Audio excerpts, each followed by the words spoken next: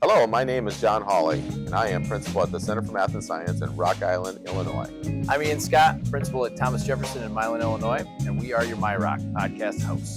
MyRock celebrates what makes RIMSD 41 thrive. Each episode shares inspiring stories and insights from behind the scenes, sharing the heart of our schools. The podcast also supports our 2030 strategic plan by fostering connections, building relationships, and strengthening communication within our district and our community.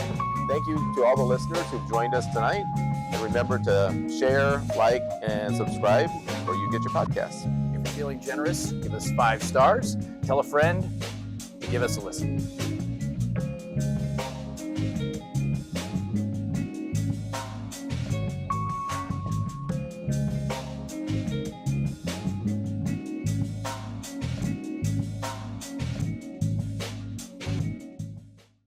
John, how are you today?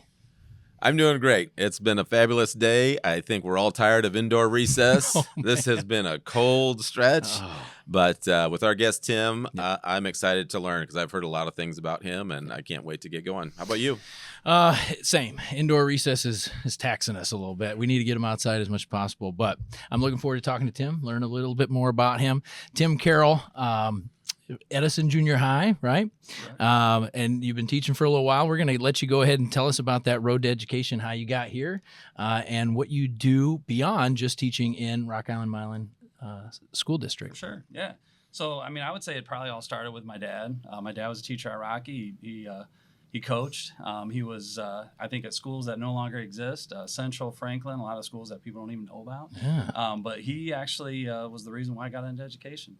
He was an inspiration to me. He was just, every time we're out in the community, they say, "Hey, Mr. Carroll, how you doing?" I'd be like, "Hey, who was that?"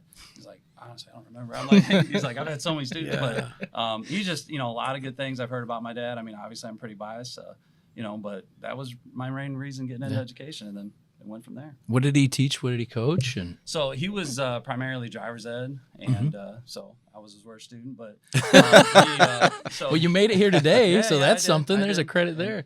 I mean, then I'm passing that on. I'm not a driver's ed teacher, but then you got your own daughters, and I'm like, oh my gosh, how did my dad do it? Yeah. So, but he did teach PE, and then he also coached baseball primarily. He was actually a head Rocky coach for 11 years, and was one of the main reasons why we had a field up on campus. He Nice. said we need a field that our students can actually call Yep. home. So. Yep.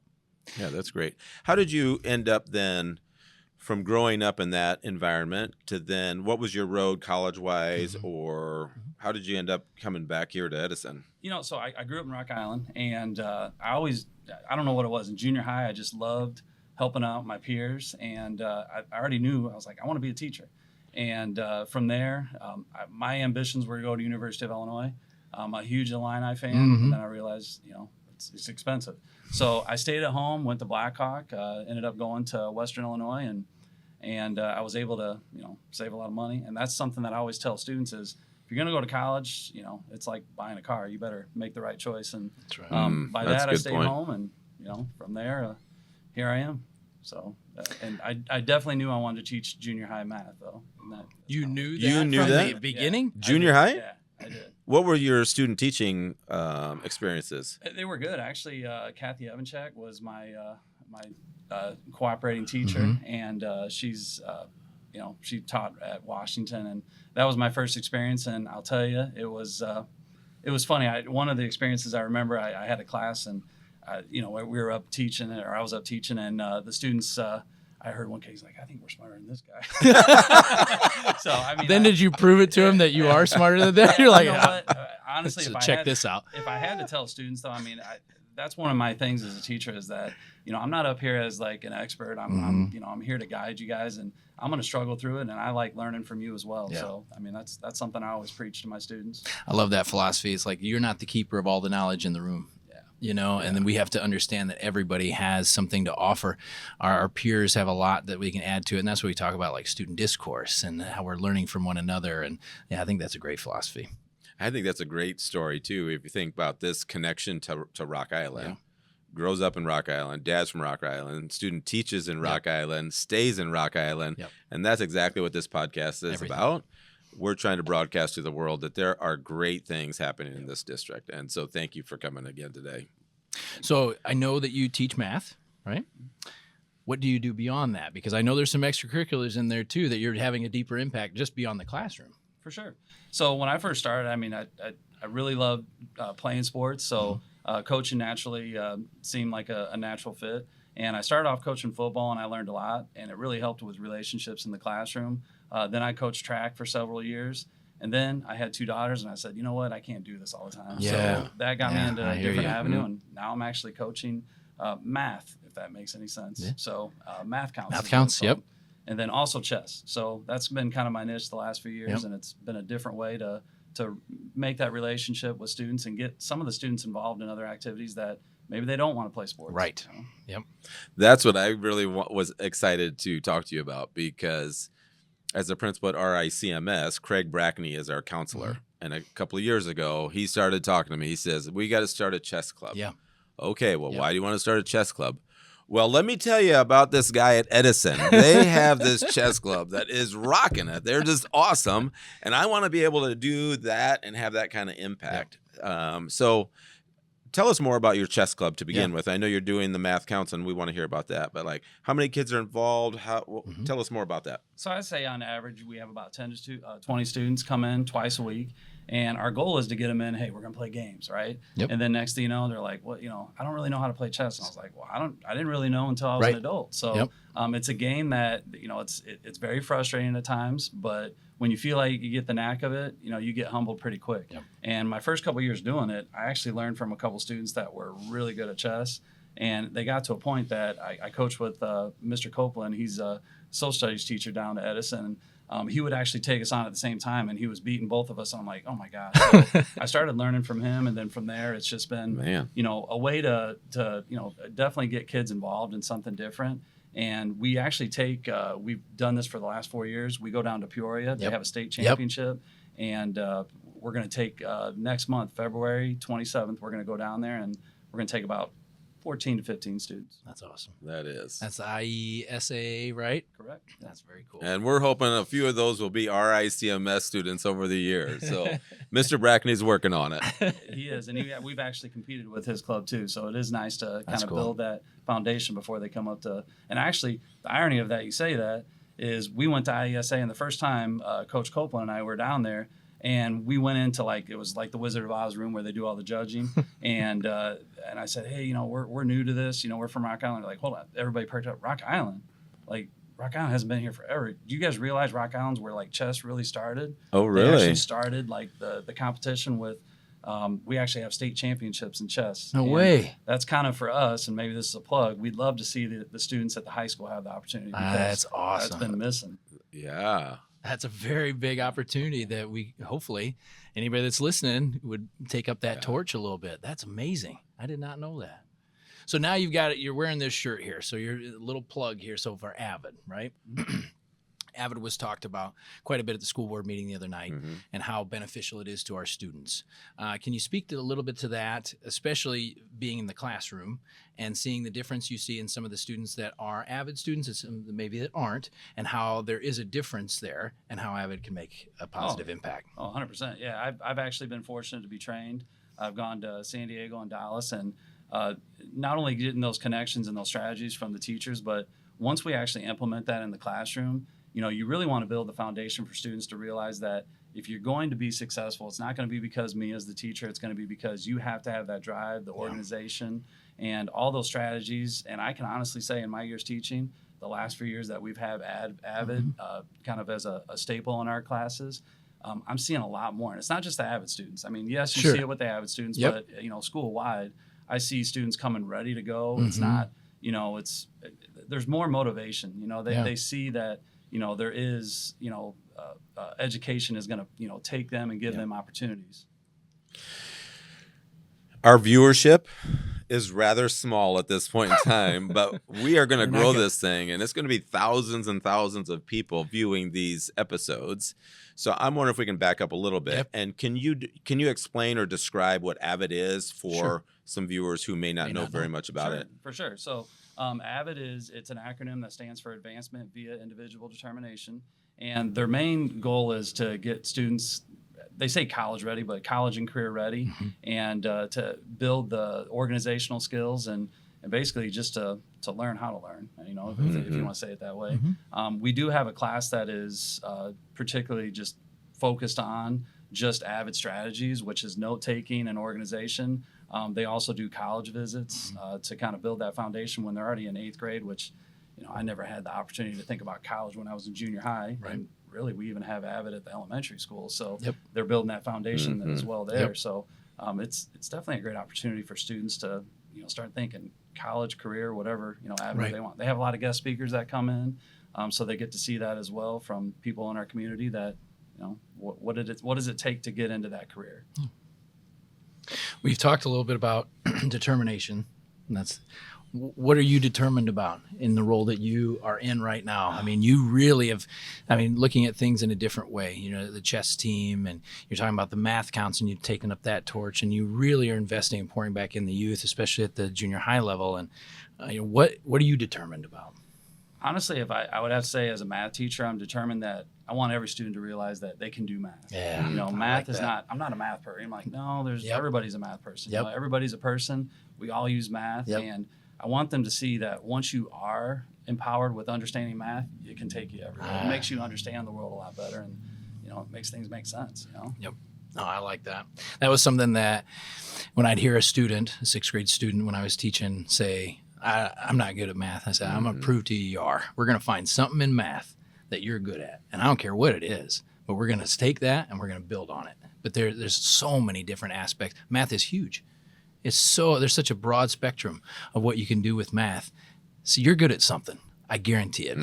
So, well, I'm interested to hear your answer to this question. You are number one, a junior high teacher. And for all the teachers that are watching, they're probably saying, man, I would never go to a junior high. And then you're a math teacher. So I know there are lots of teachers out there saying, like, I don't know if I want to be a math teacher. And you're doing both of those. Yeah. And you're doing both of those very, very well. I mean, what do you say, especially about the junior high? I used to be a junior high principal, and I love those junior high kids. Talk to our viewers about what is so fun and exciting that you went there on purpose and you're staying there and you love it. I would say, I think I hear this from other teachers too. If you teach junior high, you're kind of a crazy person, I guess, because I would say you have to have a sense of humor.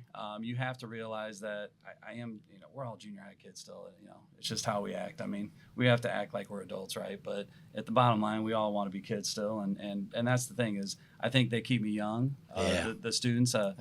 You have a huge maturity range, but at the end of the day, it is fun because you never know what you're going to hear. Right. And it can be inappropriate at times, but then you're like, all right, we got to get back on track. All right, but it is fun. Yeah. I used to love walking down the hallway and seeing this 6-foot 7th grader who's hit puberty and has already grown, and his best friend is like 4'8", and they're just walking by having fun. That junior high is awesome. It's definitely an odd age for sure. Yeah. And Tim, the comment that you made about that student that you overheard him saying, I think we're smarter than this guy. That's hilarious. But that's kind of a junior high kind of thing, right? Like they kind of know that they've got a lot of this now and they can conquer the world. But what do you think most of your students say about you? I would say I think they realize that I'm in it for the right reason. They know that I'm there to help. They know that I'm patient. I'm going to work with them. At the end of the day, I mean, you always feel each other out at the beginning of the year, but as the year goes, I mean, the job only gets easier. You're going to have your tough days. I mean, that's any job, but I think all the reward of going through those tough days, it always outweighs those bad days. Is when you get to see the students once they get out in the community, you're like, there is hope. Right? Yeah. There really is. Well, do you have any good junior high stories to tell our viewers? Oh gosh, there is, but and you put me on the spot there because I don't know. I mean, I've had so many. It's just hard to, we always have those conversations with family afterwards, and just some of the things the students say. And I wish I could come up with something specific. Gosh, you're putting me on the spot. Yeah, I'm sorry about that. Sorry. Oh, man. So the one thing that we haven't dug too deep into that you're heavily involved with is math counts. So we talked about that. So talk about that, how as a competition, as a sport, as a team. I don't know a whole lot about math counts. Sure. So Math Counts is actually a national organization, and it's geared for middle school kids, so pretty much 6th through 8th grade. And it's a competition where the students are basically applying all the skills, and it could go all the way up to high school math. And what they do is they compete as an individual. They do, it's called a sprint round, where they get 40 minutes to do 30 questions. And just to be mindful that once you get to about 15, I could probably spend 40 minutes on like question number 15. So you have to be, really just mindful of what problem should I probably capture, and nobody ever finishes the problems, I can tell you that. And if they do, I'd like to meet them. But then once you do that sprint round, you do what's called a target round, and then they give you 6 minutes to do 2 questions, and there's 4 rounds of that. And then once you're done with that, you get together with the team before, and you have 20 minutes to try to answer 10 questions. Once you're done with all 3 of those rounds, they tabulate based on the number of points. Like you get for the sprint round, you get 1 point per question. Target round, you get 2 points per question, right? And then same thing with the team.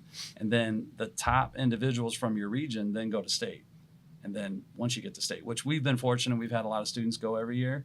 But once you get to state, it's just a whole nother level. I mean, some of these students, I think it's kind of like the spelling bee. Yep. I think they read the dictionary for fun. Yep. Well, a lot of these students are just doing math problems just to build that capacity to be able to do. Like you'll see the national competition, they'll put a question, you can't even read the question, and the students are already answering it. Jeez. And then let alone understand it. So it is pretty cool. But at the same time, you just said something that is pretty powerful. You're taking students to the state year after year, pretty much, would you say? Yes. They get exposed to that level of competency, right? Of acceleration. And that's got to be just, you got to be in awe. And the kids, same way. But there is that out there. And that's pretty cool that they get exposed to that. But it's also really neat that they've achieved to get to that level, to get to the state level. So they got to see that there is some crossover there that, hey, we belong here. You know what I mean? Maybe this is, the elite level, but we belong here too. Well, I think you'll see at least a lot of the students that I've had, they'll realize that, I don't know everything, and all these, a lot of the Math Counts questions that they have, it definitely humbles you, but then it also, opens you up to different ideas. And when we go to these competitions, a lot of people that are running them are engineers, and they'll actually talk with the last one they talked about. Yeah, we actually designed the bridge over the I-74, and of course we're all like, yeah, we're from there. Wow! So it's just neat to see that too. That's very cool. Aspect of it. I was just going to ask, like, the students that are involved in Math Counts, when they come back into your math classroom and they get to participate in all that and be active even at the state level, or like, do you see changes in them back in the classroom of how they approach school or what their view of school is? Yeah. Oh, 100%. Yeah. First of all, they're coming after school to do more math. So, it does take that initial investment right there. Yeah. But at the same time, you also build that relationship, because you can say, hey, remember doing this problem in Math Counts? And then we can kind of build on, how does this relate with what we're doing now? Or I can say, hey, guys, what we're learning right now, we're going to see that in Math Counts later. So, there is that relationship aspect of it too. We talked about that peer-to-peer, kind of that teaching and understanding. So they might get exposed to some of those things before and prior to some of their fellow students. Yes. So you can use that as leverage like you're talking about, and just say, hey, we're going to be talking about this tomorrow. I need you guys to chime in a little bit, because you guys are the experts too. You've seen this. You've worked through this problem already, which is really neat, because there's a level of investment and ownership in their learning. Oh, that's really neat. Yeah. Definitely gives them a unique opportunity for sure. Mm-hmm. Yeah, one of the purposes we wanted, when Ian and I talked about having a podcast, we really wanted to change the perception of education.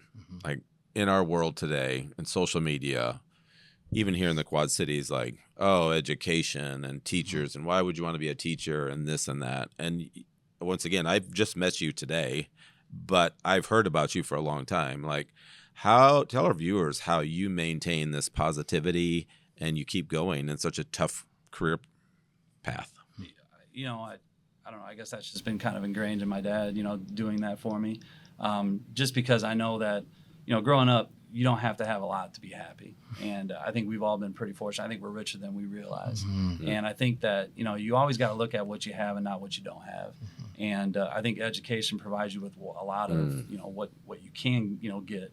And it's funny that you say that, though, because my own daughter, my oldest daughter, she's going into education. And I have people come to me like, so you're a teacher, and from what you see, you're going to let her go into education? I'm like, first of all, it's her choice. Yep. But Right. second of all, I really think it's a good choice. Yeah. You know, because education is the one place that actually everybody comes together. I mean, Yep. all different religions, Yep. Different ethnicities, Yep. and it's the one place where we can come together and work together. That's right. So I believe in education is very powerful. Yeah. That's awesome. And that's what's beautiful about our district. I know.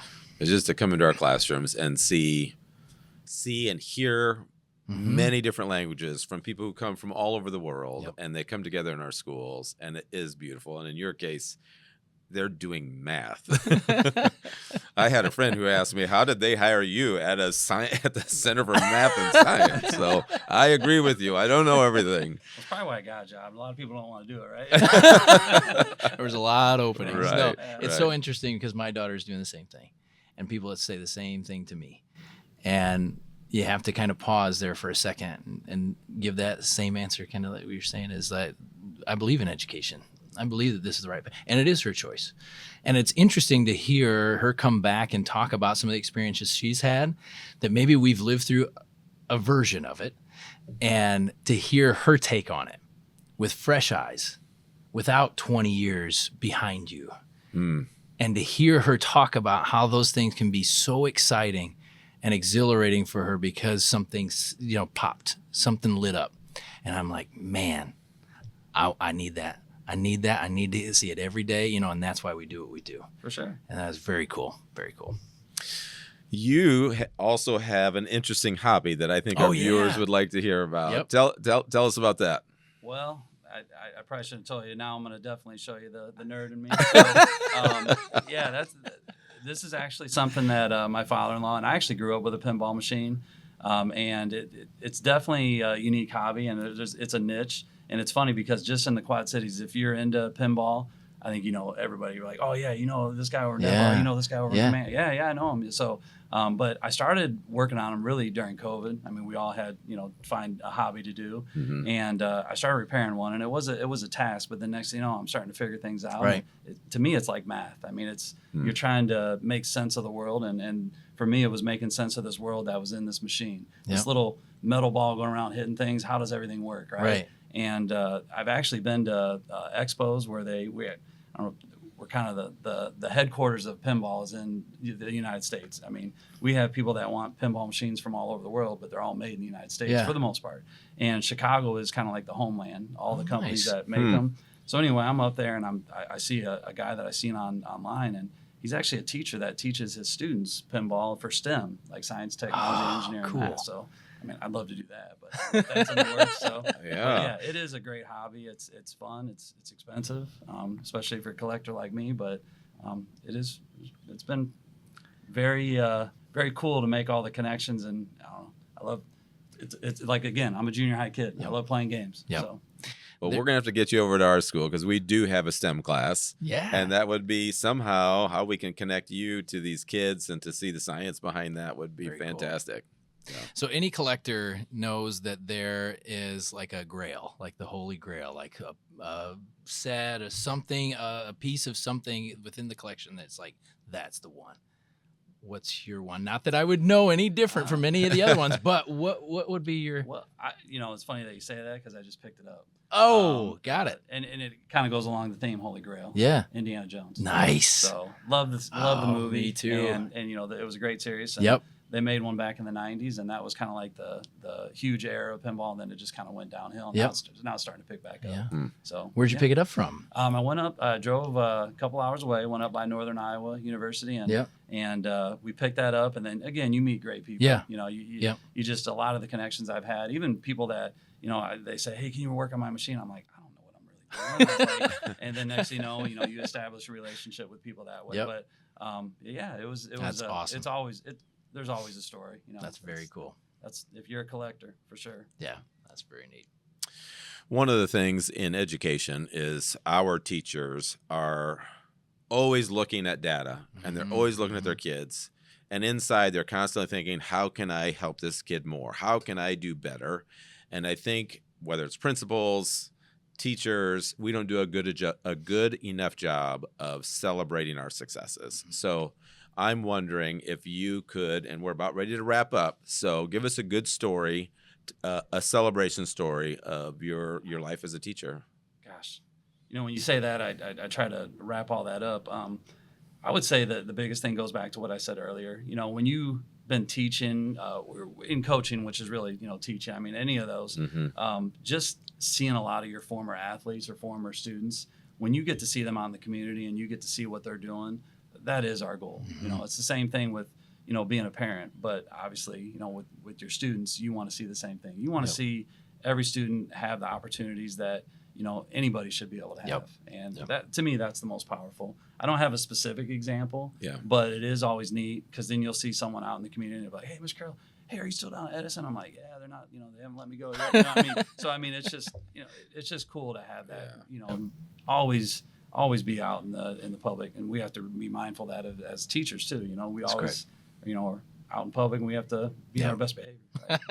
Well, that's such a good reminder. Just the fact that we have former students becoming wonderful citizens in our community, doing well. Like, we're a part of that, and our teachers need to know that, and you need to know that. So thank you for all you've done. Thank you. Thank you, Tim. Thank you for your time tonight. I really appreciate it. We got to know you a little bit more, and hopefully our viewers did as well. Keep it up. Just keep it up. That's awesome. Everything you talked about, I learned a lot of things about chess club, math counts, and all these different things. A little bit more about Avid. Appreciate you. Thank you. Thank you very much. Appreciate thanks it. For the opportunity. This is Ian and John with the My Rock Podcast. Until next time, rock on.